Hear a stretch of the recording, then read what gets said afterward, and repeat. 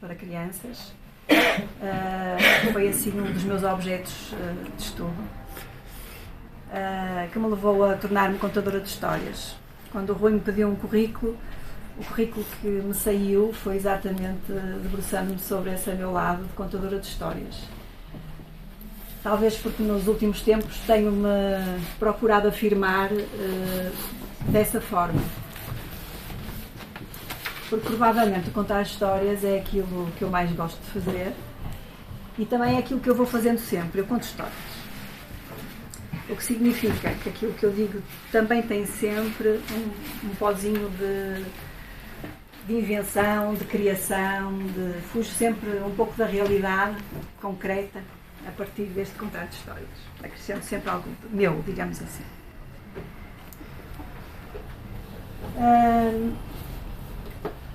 Pronto. Mas gostava de agradecer ao Rui e o voto de confiança, porque pronto, acho que nos conhecemos ainda há pouquinho e acho que foi um voto de confiança que eu agradeço profundamente. Agradeço também aos autores, porque no escuro, o Rui ainda me conhece um pouco, no escuro também reiteraram esse voto de confiança.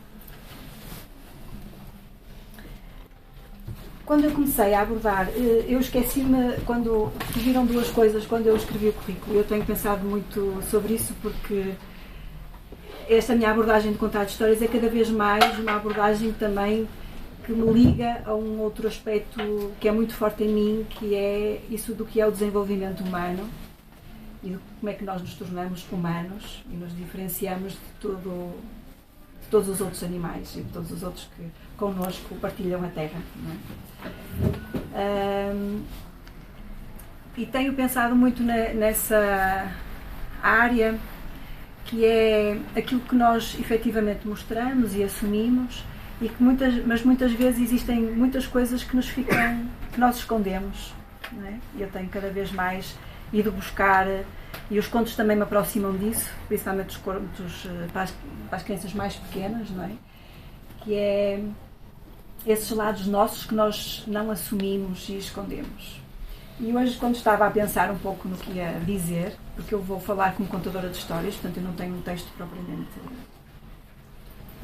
redigido, não é? Pensei que eu tenho outras coisas, eu sou peregrina e portanto gosto às vezes de caminhar por aí fora, um pouco sem destino, às vezes com destino, mas muitas vezes sem destino. E sou tricotadeira, essas são as três coisas. E eu hoje rimo porque ao abordar e ao pensar este livro em concreto, ficaram muitos pontos, muitos fios soltos. Eu sou uma tricotadeira um bocado assim, eu deixo as coisas, deixo sempre uns fios soltos que eu depois mais tarde posso ir agarrar, posso ir buscar. Então ficaram aqui marcados alguns fios soltos que eu vou tentar convosco, de certa forma, rematá-los, ok? Mas a minha primeira abordagem foi do que é isso do livro e da importância do livro. E nós estamos numa livraria, não é? Se calhar uma das poucas livrarias do Porto, cada vez temos menos livrarias no Porto.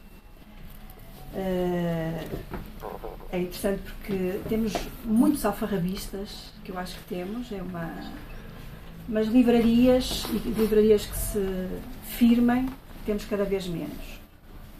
E esta é histórica, não é? Aliás, como foi falado agora aqui nesta abertura desta exposição, não é? Ela tem um simbolismo histórico muito forte na cidade. Mas eu comecei por então olhar para este objeto exatamente como um livro, não é? E quando eu comecei a trabalhar com livros, e é aquilo que mais me fascina à partida, são os livros para as crianças mais pequenas, porque são aqueles que exatamente vão buscar esses pedaços de nós que nós não assumimos, não é? Vão buscar arquétipos, levam-nos por caminhos, pelas nossas sombras, pelos nossos medos. E eu comecei por olhar este livro, de certa forma, dessa forma, não é? É interessante porque ele é um livro para crianças um pouco mais velhas e é um livro, então, numa fase em que muito facilmente nós achamos que perdemos os leitores. e achamos que perdemos os leitores nessa época, mas eu acho que nós achamos que vamos perder aqueles leitores para sempre, digamos assim. Acho que deve ser desafiante escrever para estas faixas etárias, não é? E acho interessante a abordagem que ele faz, porque é uma tentativa, de facto, de captar esses leitores de alguma forma. Eu vou agora, porque o Rui também tocou nisso, eu pensava falar nisso um pouquinho mais à frente, mas vou se calhar buscar, porque quando eu peguei, aceitei, digamos, este desafio, que foi para mim um desafio, eu fiquei logo assim com um receio cá dentro, que é, eu sempre detestei a história. Eu não sei se eu detestei a história, não é? Mas a história foi sempre uma disciplina que para mim me disse muito pouco. Mas que eu... Sim. Mas que eu vou refletindo muito sobre isso. Porque eu acho-me uma analfabeta em termos históricos, não é? E tenho muita pena disso.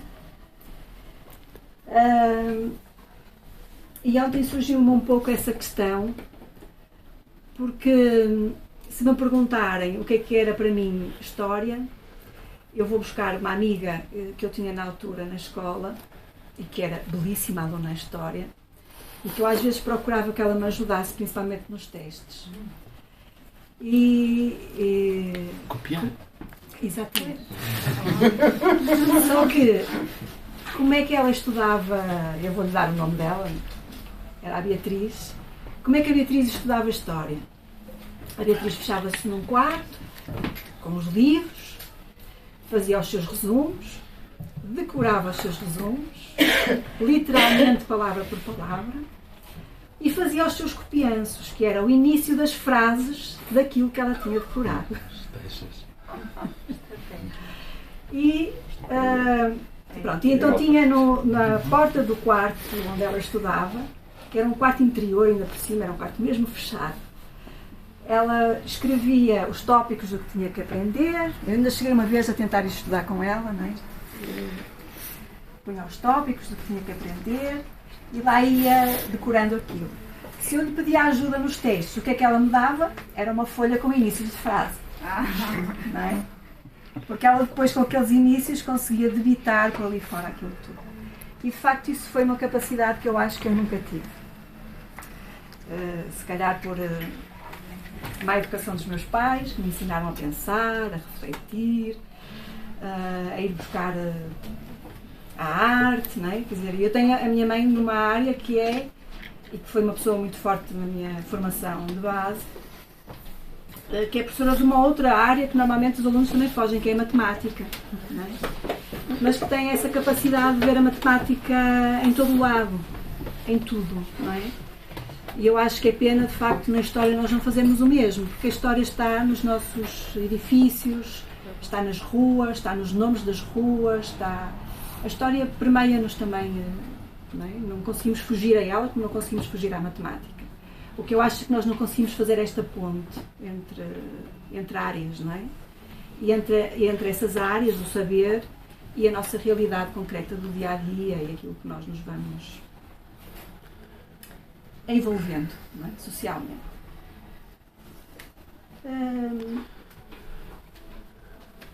Então este livro trouxe-me um pouco estes pensamentos, não é? Porque vai abordar a história de uma outra forma, vai procurar efetivamente outros, eu, provavelmente não sei se é ou não, porque eu não conheço os autores, não sei exatamente o que é que os motiva à partida, não é? Estamos a ver aqui pela primeira vez agora. Mas talvez nessa tentativa de captar possíveis seres que vão fugir à literatura e que vão fugir à história também, vai buscar aquilo que eles chamam contos arrepiantes, não é? Portanto, vai-nos apanhar por coisas que nos captam, não é? Que são as aventuras. Eu achei muita piada porque eu não consegui hoje encontrar aqui um dos fios, que é sobre o primeiro jornal português.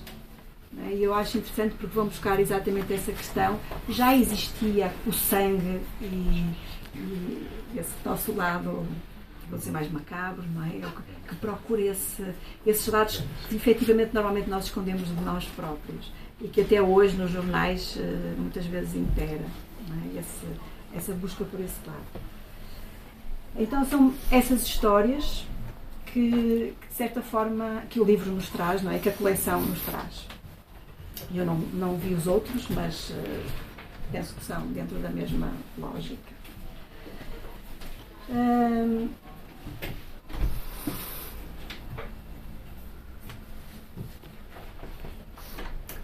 Eu tinha pensado, porque houve 2 momentos desta última semana. Pronto, esta foi-se uma ponta solta que eu deixei agora. Agora vou buscar outra. Porque esta semana houve assim 2 situações. Às vezes eu também, neste do meu lado de contar histórias, vou buscar coisas que de facto se passam no dia a dia, não é? Então houve 2 situações que me tocaram de alguma forma. E uma foi um vídeo que eu estive a ver, porque eu estive a fazer uma formação chamada de Líderes Ubuntu, que procura trazer uma filosofia que tem por base Mandela e outras figuras históricas, procura trazer um pouco o legado deles para a nossa capacidade de liderança e de encontrarmos outras formas de comunicarmos uns com os outros e de estarmos uns com os outros, não é? E eles mostraram um vídeo de um rabino que entretanto eu percebi que já faleceu e que eu achei bastante interessante porque ele fala tem 3, deixem-me ver porque eu entretanto pus. Portanto, ele acha que nós neste momento na nossa sociedade deveríamos sair de uma lógica do eu, não é? E tudo é eu, e eu falo muito que vivemos muito no momento da autoajuda, auto, não é? Até chegarmos às selfies, portanto, está tudo centrado no eu. E que devemos passar desse, ou seria interessante que passássemos, desse eu para um nós, não é? E para esta, porque nós efetivamente somos seres sociais e não podemos perder essa noção. E eu achei interessante porque ele pega em 3 formas de o fazer. E é trabalhar esse nós na relação com nós todos, mas também numa construção de uma identidade coletiva. Não é? Ele considera que este passar da história é fundamental para isso, para nós é aquilo que nos une efetivamente, nós que nascemos aqui, não é? Nós que estamos aqui. E ele considera, e ficou-me essa ideia para eu ainda ir pensando sobre ela, que depois deveremos, quer dizer, quando nós temos esse nós efetivamente forte e sabemos efetivamente quem somos, porque nascemos efetivamente neste pedaço de terra, não é? Poderemos então passar um diálogo entre diferentes culturas e entre diferentes nações, não é? Eu sei quem sou aqui, portuguesa, não é? Eu digo muitas vezes que sou, quer dizer, tenho isso como, tenho umas raízes fortíssimas no Porto, eu não consigo transladar as minhas raízes para outro sítio, não é? De facto estão aqui fortíssimas e isso faz parte da minha identidade, faz parte de quem eu sou. E eu achei interessante porque passados uns dias fui comprar uns manuais escolares à minha filha, já assim muito fora de horas, e fui à Bertrand. E quando entrei, e no meio só da azáfama de pegar nos manuais, ficou-me uma referência a uma pessoa que lá estava. E achei bastante interessante. Estava na Bertrand um turista, não é?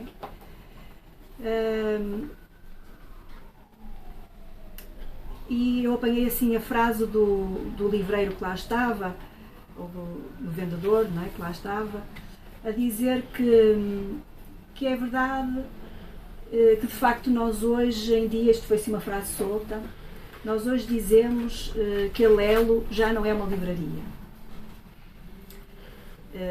A Lelo é outra coisa, não é? E o turista disse que sim, que de facto ficou pasmado como é que existia uma fila tão grande à porta de uma livraria.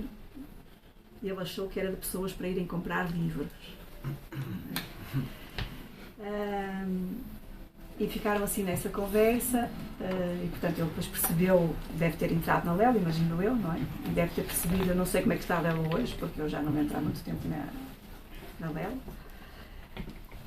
E achei bastante interessante porque depois essa personagem entrou com o senhor lá para trás e foi procurar livros, não é? E acho que ficou-me esta ideia de que se de facto nós temos uma noção de quem somos e do que somos, também facilmente depois vamos à procura de quem são os outros, não é? Porque é que aquele turista anda à procura de livros portugueses, não é?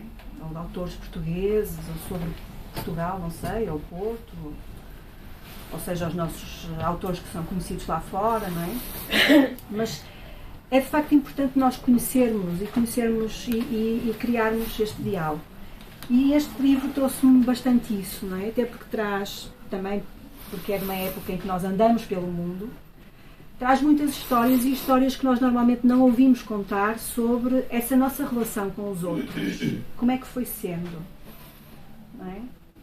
Há uma outra questão que é, hoje batemos-nos muito por aquilo que nós fizemos nos descobrimentos, não é? Por aquilo que nós fomos nessa época.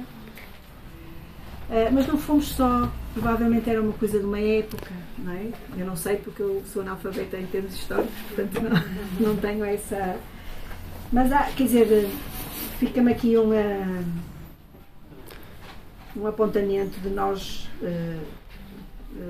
da matança em Namjin, ou Nabanjin, não sei muito bem como é que se diz, não é? E essa questão de que era assim o mundo, não é?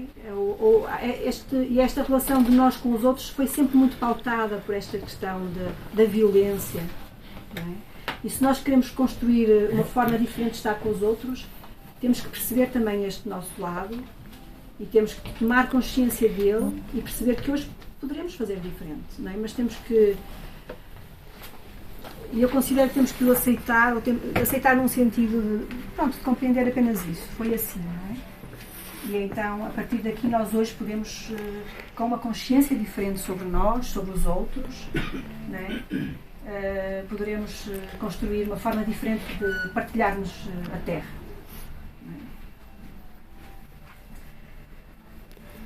Se calhar, como último apontamento, aqui tem... Vou agora passar então a um outro apontamento, assim, a minha última reflexão a partir destes contos arrepiantes. O livro entrou lá em casa, por este convite que me foi feito. Achei bastante interessante, porque eu tenho uma filha com 6 anos, acho que está ali à volta dos livros, não é? Porque ela tem 2 pais contadores de histórias e, portanto, tem este handicap de andar à volta dos livros, não é? E livros é uma coisa que atrai, embora também atraiam as tecnologias e os vídeos e tudo o resto.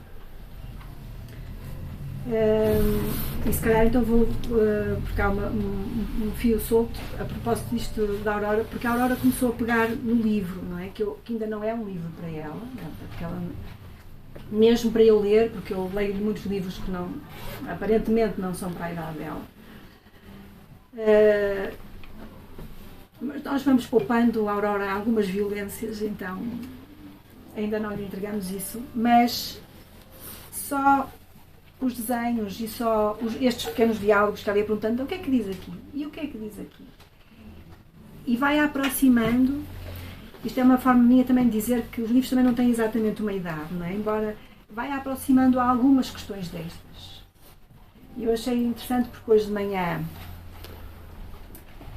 o livro também já teve uma outra função, porque o João, que me acompanha a minha Aurora, também quis dar a opinião dele sobre o livro. E a Aurora acabou por também dar, de que a história, eu já não sei muito bem como é que ela disse, mas que era mais forte para ela, talvez, era do touro... Touros de fogo. Touros de fogo. E ela abordou, portanto, ela o que conhece o livro é muito pouco, não é? Mas já é uma entrada e já lhe cria uma vontade de, provavelmente mais tarde, voltar a pegar nos livros. Isto também era uma coisa que eu gostava de dizer, não perdermos os leitores, não devemos desistir dos leitores também, não é?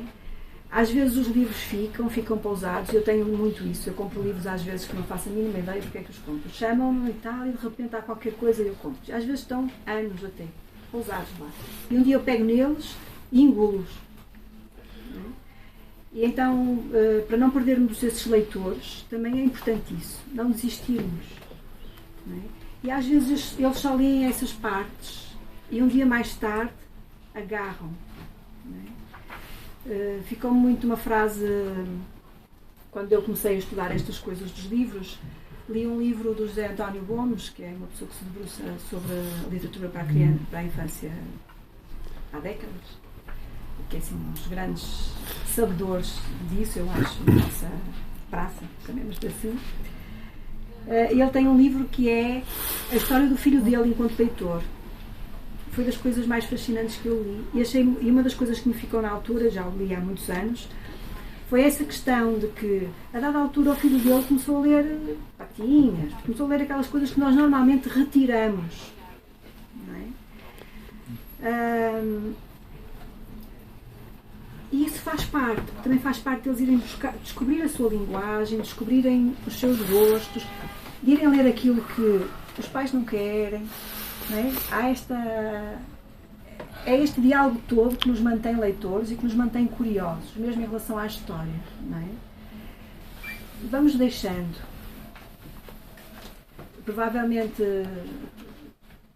já referi a minha mãe, mas provavelmente uma certa curiosidade que eu mantenho sobre a história, que a mantenho, não sei quando é que eu vou satisfazê-la, se calhar só quando eu chegar aos 80, não sei, não é? Mas se calhar um dia eu debruço-me sobre isso. Ou também vou apanhando assim umas coisas históricas por aqui e por ali. Deve-se, se calhar, ao fascínio do meu pai por estas questões, mas ele também nunca me transmitiu, nem nunca me... Mas, por exemplo, falava-me, ou íamos ver os monumentos que vamos ver à batalha, não é? E vão ficando umas pontes que nos vão mantendo, vão alimentando uma semente que nós todos temos cá dentro. Conhecer a nossa história, e eu acho que é uma semente que nós todos temos dentro. Não é? Então, às vezes, estes pequenos apontamentos não nos satisfazem enquanto educadores ou enquanto pais, vão deixando sementes que mais cedo ou mais tarde trarão os seus frutos, acredito eu. Eu vou só olhar aqui as minhas...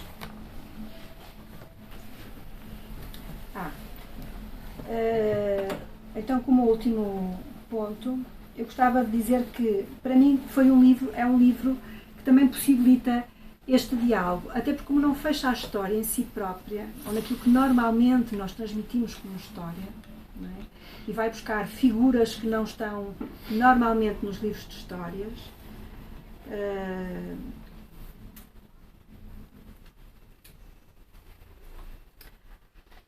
também traz, vamos ver se via aqui, por exemplo, como é que era a medicina lá nos... Não é? Portanto, faz pontos a outras áreas. Como é que era a medicina vista no século XVII ou XVIII? Como é que eram os jornais, já há bocado referi.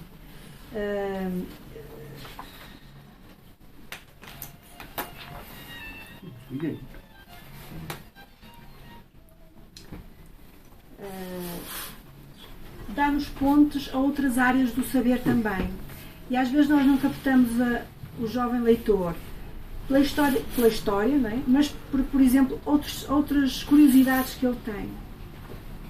Não é? Se ele gosta das questões mais das ervas, ou dessa parte mais médica. Portanto, dá abertura a irmos deixar algumas sementes de história, digamos assim, a partir de outras áreas que podem ser interessantes para aquela pessoa em específico, não é? E foi também, para mim, ou para nós lá em casa, uma porta de diálogo, e para mim os livros são essencialmente isso, não é? São portas, abrem-nos portas de diálogo normalmente com os autores, mesmo que a gente não tenha a possibilidade de estar frente a frente com eles, mas também são bons mediadores de diálogos familiares, não é? E às vezes nós compramos os livros e esperamos que o jovem o leia, e se calhar se nós o formos ler, e se nós formos procurar essas portas, e nós que conhecemos aquele leitor em específico, conseguirmos encontrar qual é a porta que pode captá-lo a ler aquele livro, é uma forma do livro chegar àqueles leitores específicos que nós queremos, a que nós queremos chegar. Pronto, acho que tem assim mais ou menos, não sei se tem, podem também interpelar-me ou questionar-me, mas eram um pouco estas chegas, pronto, foi aquilo que o livro me trouxe, não é? De facto, eu que não tenho essa vertente histórica, mas gostei bastante porque me abriu a pensar, e também abriu-me a pensar sobre alguns momentos históricos e de facto essas personagens. Também é uma coisa, eu acho que a história também não me cativou por isso, porque eu gosto muito, aliás foi uma das coisas que trouxe uma chega do João esta manhã, eu gosto das coisas das pessoas comuns, não é? E normalmente nós esquecemos esse lado da história, ou de pessoa, não é? Nós escondemos muitas personagens. Então são os reis, são as rainhas, são este que fez, não é? O que chegou ao outro lado do Atlântico, o que levou a nau, não é? E nós somos, quer dizer, houve muita gente envolvida nesse processo e que normalmente são esquecidos. E como eu tenho essa costela de gostar dos comuns que fazem com que outros sobressaiam, não é? Tenho pena que a história não traga essas pessoas para a ribalta, digamos assim. E acho que o livro dá portas a isso, e isso são vertentes que eu achei bastante interessantes. Obrigada.